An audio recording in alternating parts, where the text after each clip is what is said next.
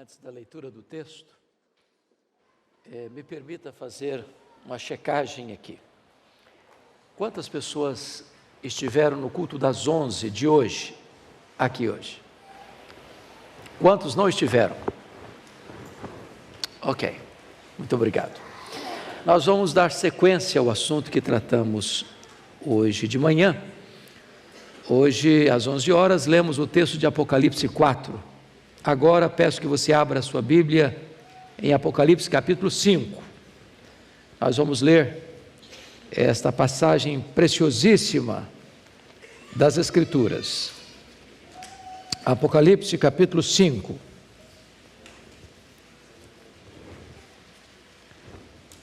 Está escrito o seguinte: vi na mão direita daquele que estava sentado no trono um livro escrito por dentro e por fora, de todo selado com 7 selos.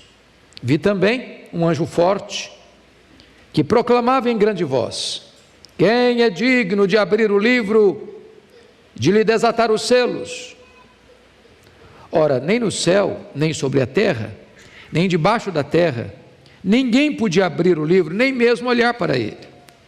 E eu chorava muito, porque ninguém foi achado digno de abrir o livro, nem mesmo de olhar para ele. Todavia, um dos anciãos me disse: não chores, eis que o leão da tribo de Judá, a raiz de Davi, venceu para abrir o livro e os seus 7 selos. Então vi no meio do trono e dos 4 seres viventes, e entre os anciãos de pé, um cordeiro, como tendo sido morto. Ele tinha 7 chifres, bem como 7 olhos, que são 7 Espíritos de Deus enviados por toda a terra. Veio, pois, e tomou o livro da mão direita daquele que estava sentado no trono. E quando tomou o livro, os 4 seres viventes e os 24 anciãos prostraram-se diante do cordeiro, tendo cada um deles uma harpa e taças de ouro cheias de incenso, que são as orações dos santos. E entoavam um novo cântico, dizendo: digno és de tomar o livro e de abrir-lhe os selos, porque foste morto e com o teu sangue compraste para Deus os que procedem de toda tribo, língua, povo e nação, e para o nosso Deus os constituíste reino e sacerdotes, e reinarão sobre a terra. Vi e ouvi uma voz de muitos anjos ao redor do trono, dos seres viventes e dos anciãos, cujo número era de milhões e milhares de milhares, proclamando em grande voz: digno é o cordeiro que foi morto de receber o poder e riqueza e sabedoria e força e honra e glória e louvor. Então ouvi que toda criatura que há no céu e sobre a terra, debaixo da terra e sobre o mar, e tudo que neles há, estava dizendo: àquele que está sentado no trono e ao Cordeiro, seja o louvor e a honra e a glória e o domínio pelos séculos dos séculos. E os 4 seres viventes respondiam: amém. Também os anciãos prostraram-se e adoraram. Amém.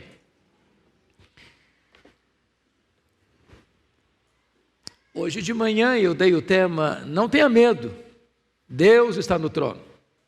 Agora eu gostaria de dar o seguinte tema: não tenha medo, a história não está à deriva.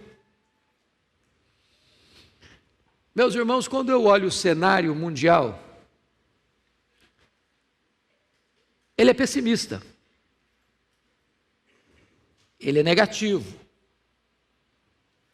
Muito embora o avanço da ciência, o progresso da tecnologia, as descobertas extraordinárias no mundo da medicina, o avanço no tratamento de doenças, a descoberta de vacinas preventivas, tudo isso nos encanta e por isso somos gratos. O mundo ainda está marcado pelo mesmo primitivismo das eras de outrora, com violência, com guerras, com desumanidades, com perda de valores.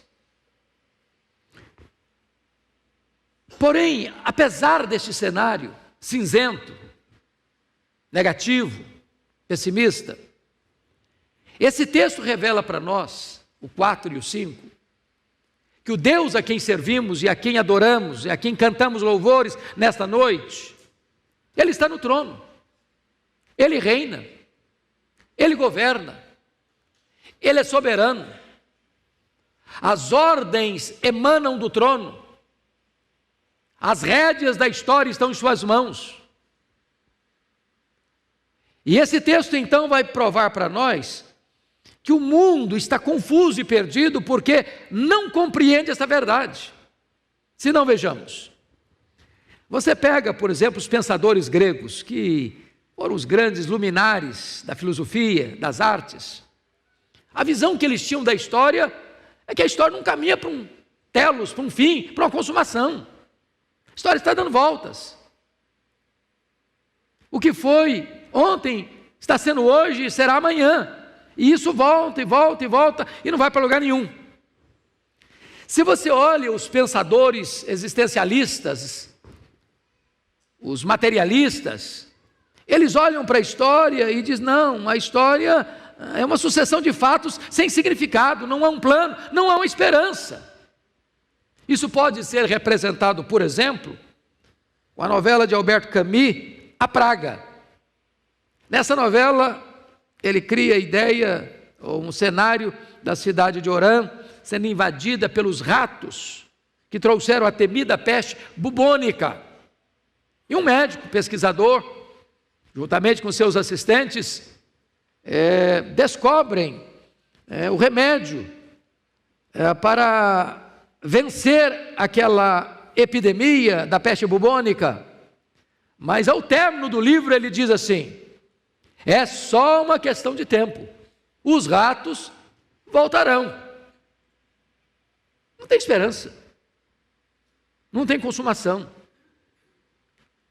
Os problemas que assolaram a humanidade ontem vão continuar assolando hoje ou amanhã, no futuro. Quando você vai pensar nos pensadores de hoje, como Friedrich Hegel, no seu livro Filosofia da História, ele diz que os povos nunca aprenderam da história, por isso repetimos seus erros. Se você consulta Winston Churchill, o grande primeiro-ministro da Inglaterra, ele diz que os homens cresceram em poder e conhecimento, mas não evoluíram moralmente. Hoje os homens mais cultos, doutos, repetem as mesmas loucuras do passado. São agentes de atrocidades, apesar do seu autoconhecimento. Por isso que o historiador Gibbon, no seu livro Declínio e Queda do Império Romano, diz que a história é pouco mais do que um registro de crimes, loucuras e infortúnios da humanidade. Quando surge algum ufanista, como Thomas More, em seu livro Utopia, ele previa um tempo na Terra em que o homem construiria um paraíso com as suas próprias mãos. Mas aí chega o século XX, e vem duas sangrentas guerras mundiais, que bota toda a esperança humana no chão, na lona.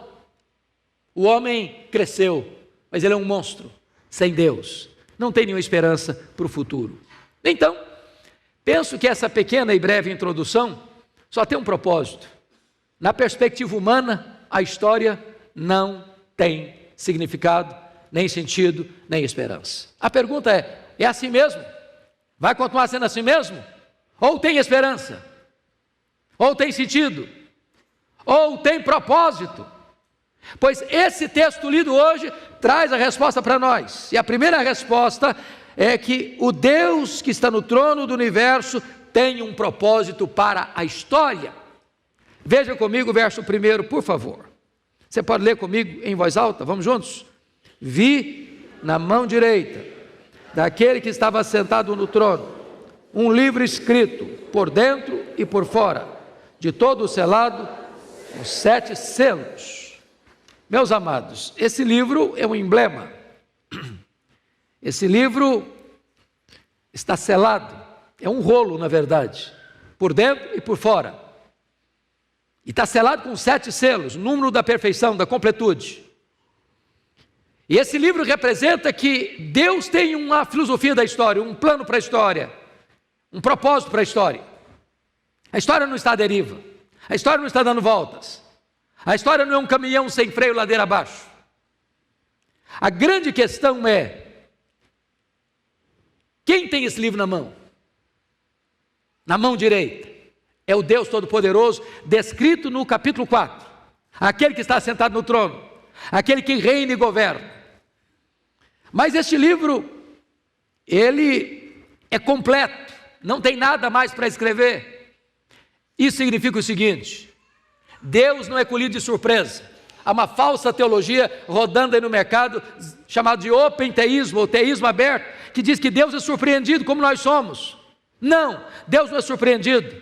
Deus conhece o fim. Deus conhece lá no final da história. Não há nada que pegue Deus de surpresa, não há nada que pegue Deus desatento, não há nada que pegue Deus desavisado. Ele sabe tudo, Ele conhece tudo, Ele tem um plano para tudo, e o final já está escrito, o final já está decidido, e o final é a vitória de Cristo e da sua igreja. Essa é a verdade desse texto. Mas a segunda verdade que eu gostaria de destacar nesse texto aqui, irmãos, é que ninguém é encontrado digno para desvendar, nem para conduzir a história à sua consumação. Veja comigo o versículo 2 e 3. Leia comigo de novo em voz alta. Vamos lá. Vi também um anjo forte que proclamava em grande voz: quem é digno de abrir o livro, de lhe desatar os selos? Ora, nem no céu, nem sobre a terra, nem debaixo da terra, ninguém podia abrir o livro, nem mesmo olhar para ele. O livro está selado com 7 selos. Então um anjo forte começa a fazer uma pergunta, e essa pergunta ressoa no céu, ecoa na terra e ribomba debaixo da terra. E a pergunta é: quem é digno? Quem é digno? E essa pergunta percorre o céu, percorre a terra, percorre debaixo da terra, e ninguém foi encontrado digno. Em outras palavras, nem Miguel, nem Gabriel, nem os querubins, nem os serafins, nem a hostes de anjos celestiais, nem mesmo aqueles irmãos nossos que já nos precederam na glória, estão na glória. Ninguém foi encontrado digno de abrir esse livro, nem desatar os seus selos, nem de olhar para ele no sentido de lê-lo. Então a pesquisa vem para a terra. Nenhum rei, nenhum soberano, nenhum pensador, nenhum filósofo, nenhum cientista, nenhum teólogo, nenhum poderoso deste século foi encontrado digno. Então a pesquisa percorre abaixo da terra, é uma expressão para dizer os demônios, e todos aqueles que já estão lançados lá, sofrendo as agruras do inferno. Também nenhum demônio foi capaz de ser apto, ou melhor, ser digno para dar sentido à história. O que significa? Significa, meus amados irmãos, que não há ideologia. Nós estamos vivendo no mundo das ideologias. Não há nenhum partido político, não há nenhum sistema econômico, por melhor que seja, que consiga dar rumo à história, dar sentido à história e conduzir a história a uma consumação. A solução para a história não está nas mãos dos anjos, não está nas mãos dos homens, não está na mão dos demônios. A grande questão é quem é digno. Mas a grande constatação é: ninguém foi encontrado digno. E a grande decepção é: e eu chorava muito. Quando ele diz eu chorava muito, talvez João está pensando assim: será que a promessa do capítulo 4, verso 1 não vai se cumprir? Porque no capítulo 4, verso 1, João vê uma porta aberta no céu e uma convocação: sobe para aqui e eu te mostrarei as coisas que em breve devem acontecer.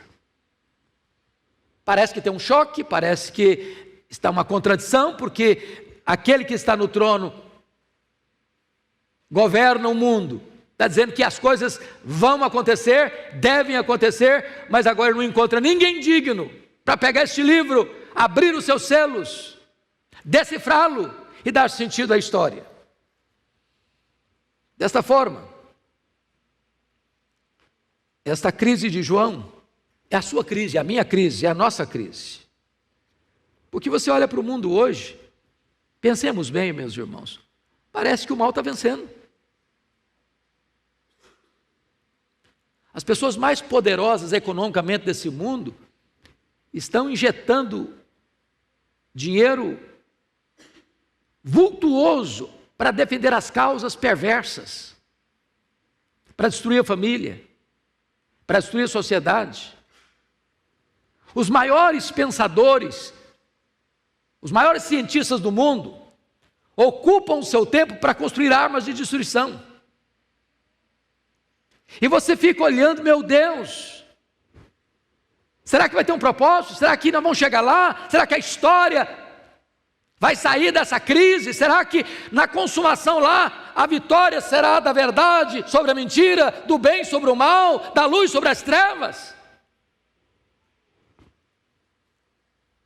Mas agora, notem vocês que aquele digno que foi procurado nos versos 2, 3 e 4, agora é encontrado no versículo 5. Você pode ler o versículo 5 comigo? Vamos juntos? Todavia, um dos anciãos me disse: não chores, eis que o leão da tribo de Judá, a raiz de Davi, venceu para abrir o livro e os seus 7 selos. Em outras palavras, meus irmãos, há consolo para nós. Não chores. Talvez eu estou falando muito abrangentemente, de forma muito lata, muito abrangente. Pastor, não estou preocupado com a história, não estou preocupado com a minha vida. Estou preocupado que a conta vai vencer, eu não tenho dinheiro para pagar. Eu estou preocupado, na verdade, que eu estou ficando velho, não sei se vou poder pagar o plano de saúde. Estou preocupado mesmo se eu vou conseguir criar meus filhos, se eu vou poder ver meus netos. Estou preocupado mesmo, é que se eu ficar doente, eu estou encrencado. Estou com medo. Não é do que vai acontecer no mundo, não, vai acontecer comigo.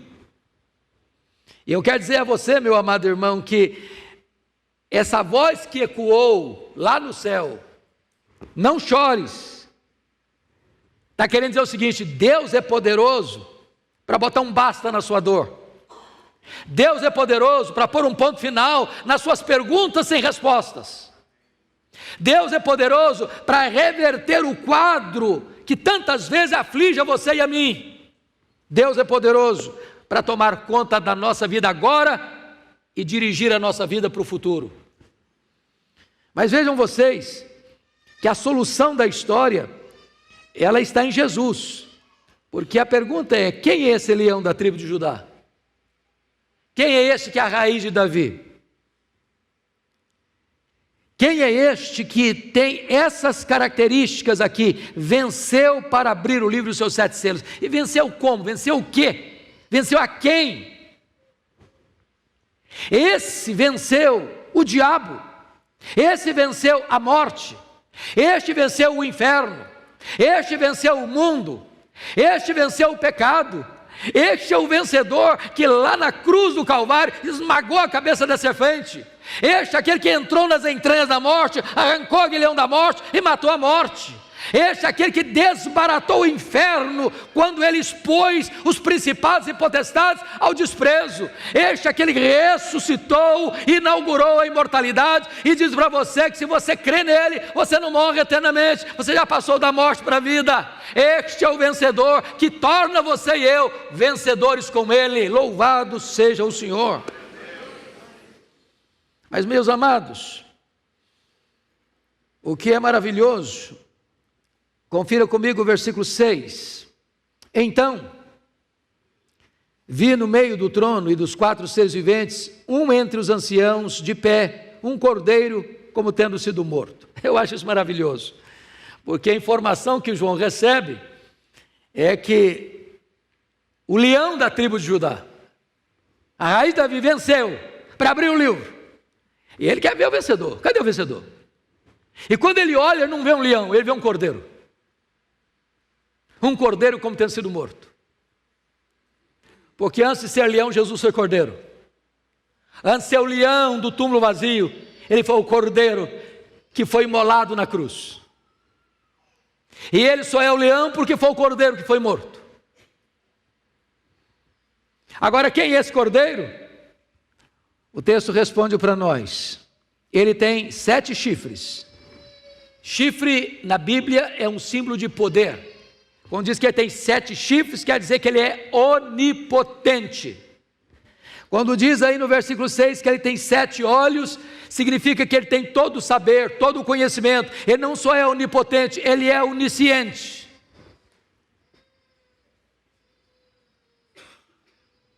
E aí, versículo 7. Veio, pois, e tomou o livro da mão direita daquele que estava sentado no trono.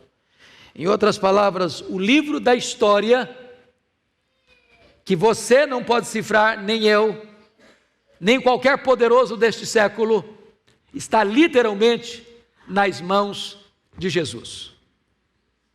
A história não está nas mãos dos nossos políticos.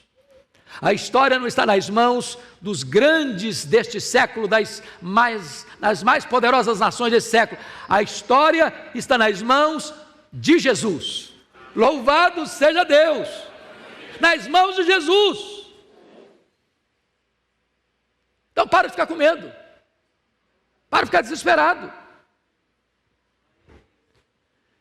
Agora veja você que esse Jesus, que é o vencedor, ele foi morto. Agora a posição dele, ele está de pé. Agora o lugar dele, ele está no meio do trono.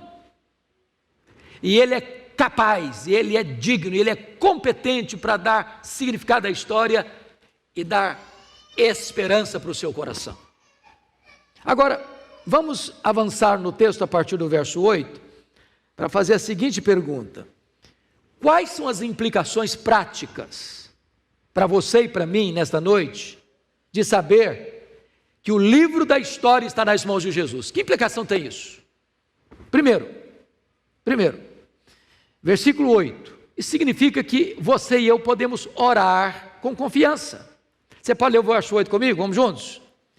E quando tomou o livro, os 4 seres viventes e os 24 anciãos prostraram-se ante o Cordeiro, tendo cada um deles uma harpa e taças de ouro cheias de incenso, que são as orações dos santos. Vamos entender as figuras, que quem não veio de manhã, esclareci de manhã. Os 4 seres viventes é uma expressão para as hostes elevadas dos anjos, dos querubins, dos serafins. E os 24 anciãos é uma representação da igreja do Antigo Testamento e do Novo Testamento, dos patriarcas e dos apóstolos.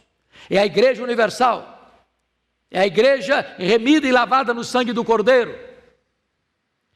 Então o texto está dizendo que esses seres celestiais, os anjos e a igreja glorificada, quando ele tomou o livro, diz o texto que todos, anjos e homens, membros da igreja que está exaltada, triunfante, prostraram-se diante do Cordeiro, tendo cada um uma harpa e taça cheia de incenso, que são as orações dos santos. Meu amado irmão, você já parou para pensar que quando você ora, esta oração nunca é perdida, porque é como se uma figura de uma taça, que você põe lá, e põe lá, e põe lá, e põe lá o incenso da sua oração. Uma hora essa taça vai transbordar. Ela está cheia agora. E quando essas orações se enchem, está lá em Apocalipse capítulo 8, elas retornam para a história como as grandes intervenções de Deus. Nenhuma oração que você faz é perdida. Elas são recolhidas nesta taça de Deus. E no momento oportuno, dentro do propósito de Deus, aquela oração que você fez vai entrar como ação divina na história, para mudar a história. Nem toda oração nós recebemos imediato. Quantos filhos que se converteram por causa da oração de seus pais lá atrás? Chega um momento em que Deus diz: agora eu vou responder aquela oração. Talvez você não veja o resultado da sua oração, talvez Deus te chame antes de ver o resultado das suas orações, mas nenhuma oração que você faça vai ficar perdida. Isso significa que o cordeiro que tem o livro na mão é o cordeiro que também, mediante a sua mediação, faz com que as orações que você faz venham em retorno para a terra como as intervenções soberanas de Deus. Vale a pena orar, faz sentido orar. Segunda implicação, versículo 9: se faz sentido orar porque Jesus está com o livro da história nas mãos, faz sentido uma outra coisa, faz sentido você evangelizar. Olha o verso 9 comigo. Você pode ler o 9 comigo, por favor, todos juntos? E entoavam novo cântico dizendo: digno és de tomar o livro e de abrir-lhe os selos, porque foste morto e com teu sangue compraste para Deus os que procedem de toda tribo, língua, povo e nação. Então você vai ver aqui 4 grupos: um grupo étnico, tribo; um grupo linguístico, língua; um grupo político, povo; um grupo social, nação. Agora preste atenção no que está escrito. Ele foi morto e com o seu sangue comprou para Deus. A teologia reformada tem uma área muito linda que nós chamamos de a doutrina da expiação, que é o seguinte: a maioria das pessoas imagina da seguinte maneira, que Cristo morreu na cruz para possibilitar a salvação. Ele morreu na cruz, mas cabe a mim aceitar ou rejeitar. Então, se ninguém aceitar, você morreu em vão, porque o negócio está na sua mão. Ele não morreu para salvar, ele morreu para possibilitar a salvação. Mas não é isso que está escrito. O que está escrito? Que ele morreu para comprar com o seu sangue, ele comprou com o seu sangue você.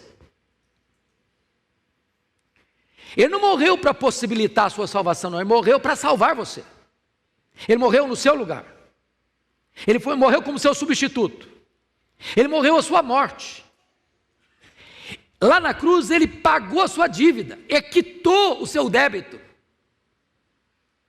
Quando você crê nele, significa o seguinte: que Deus o escolheu, e Deus o chamou, e Deus justificou você, e Deus selou você com o Espírito Santo da promessa, e Deus vai glorificar seguramente você, porque o projeto de Deus não pode ser interrompido no meio do caminho.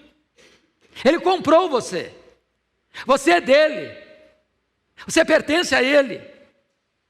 Isso é glorioso, irmãos, porque isso traz o quê? Segurança, convicção, certeza de vida eterna. Não há possibilidade, eu estou meio salvo, talvez um pouco salvo, sou amigo do Evangelho. Não, ou você está salvo ou não está salvo. Se Jesus morreu por você, se você foi chamado pelo Evangelho, se um dia você ouviu a voz de Deus, você pode ter garantia disso. Ele morreu em seu lugar, para dar a você a vida eterna. Mas, notem comigo, uma terceira verdade. No versículo 10, você pode ler o 10 comigo? E para o nosso Deus os constituíste reino e sacerdotes, e reinarão sobre a terra. O que significa?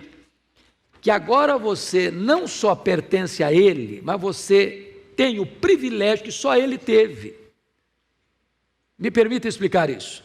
Lá no Velho Testamento, nenhum rei podia ser sacerdote, nenhum sacerdote podia ser rei. Vocês sabem disso. Lá em Zacarias capítulo 6, diz que Jesus ocupou esses dois ofícios, de sacerdote e rei, em plena harmonia.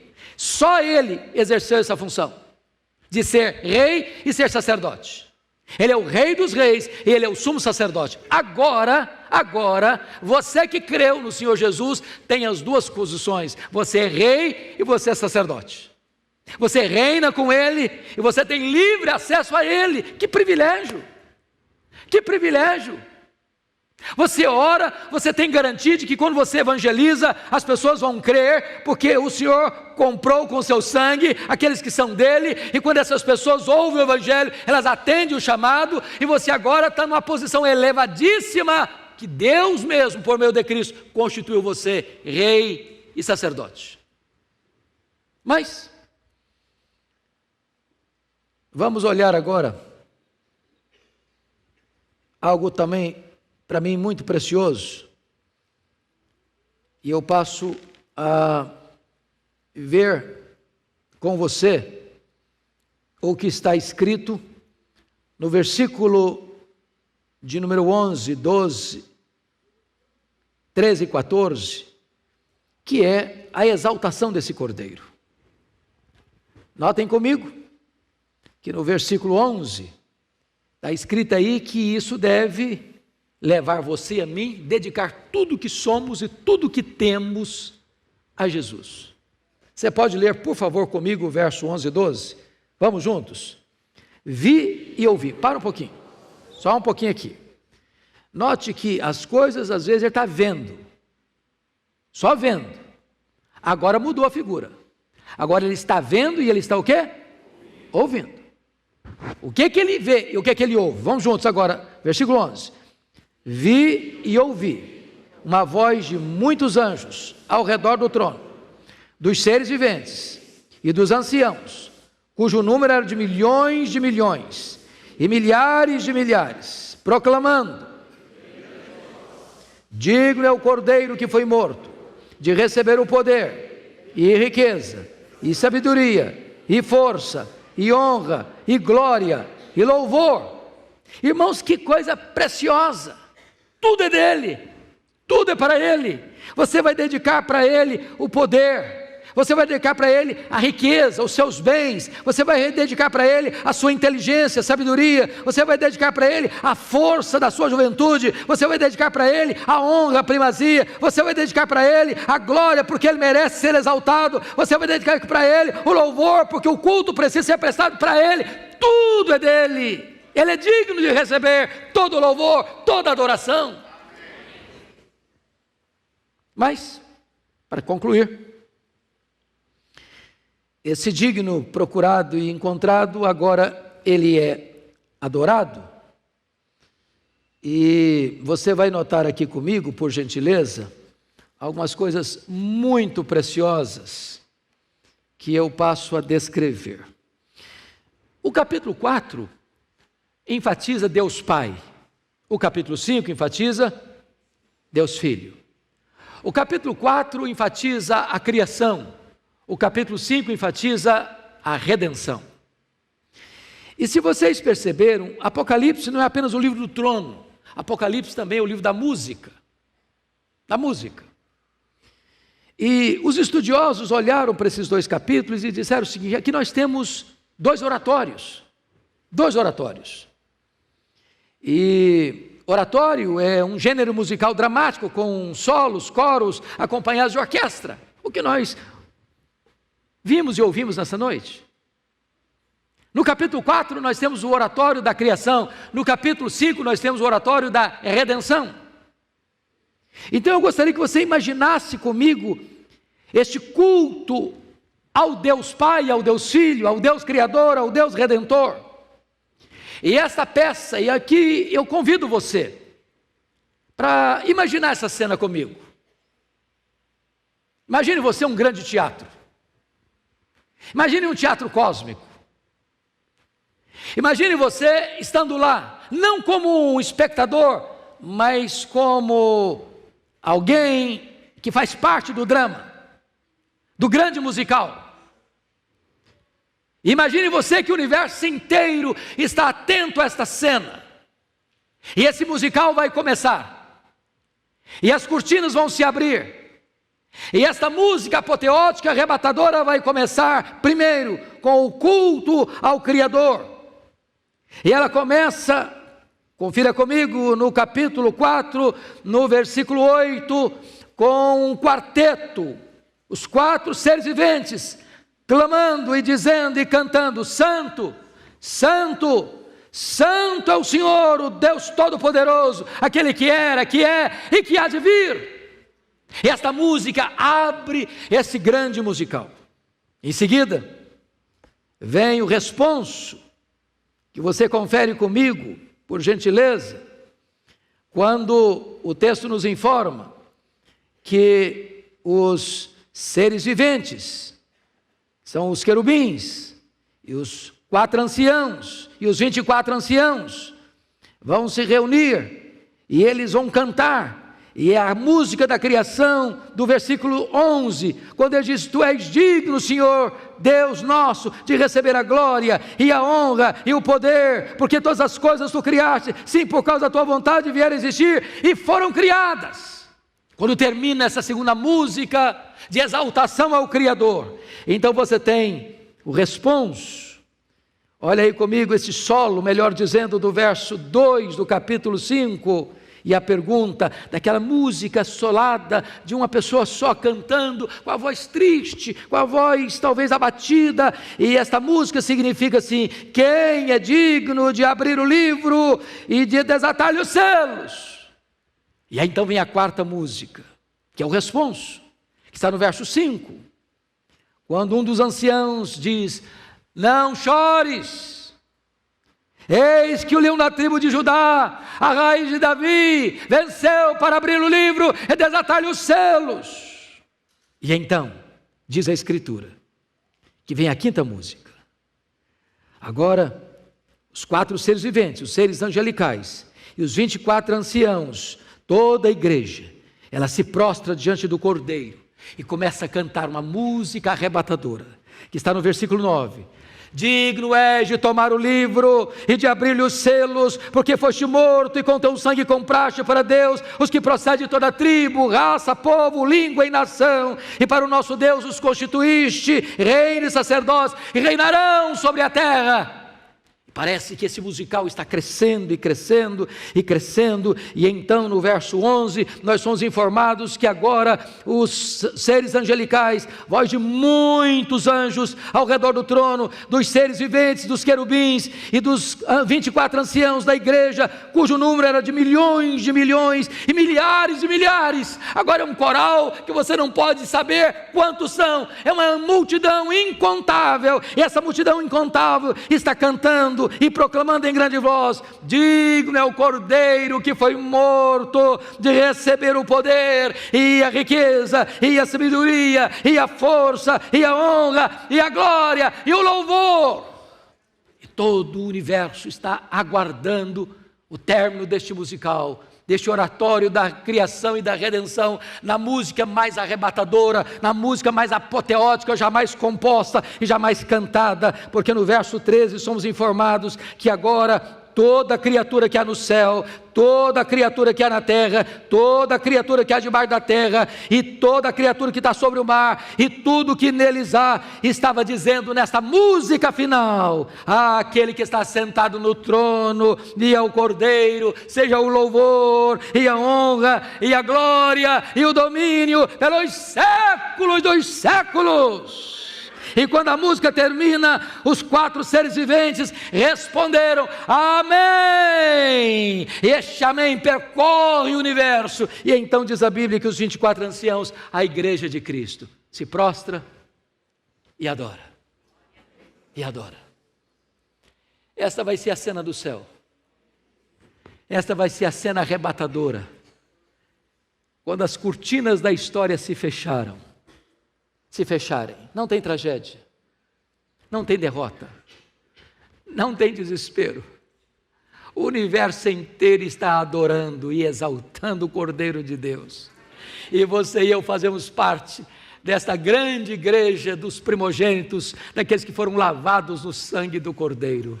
Há esperança para nós, há segurança para nós. Nós não caminhamos, meus irmãos, para o ocaso, nós caminhamos para este glorioso alvorecer da eternidade, onde nós estaremos com Ele e para sempre reinando com Ele. Aleluia, louvado seja o nome do Senhor.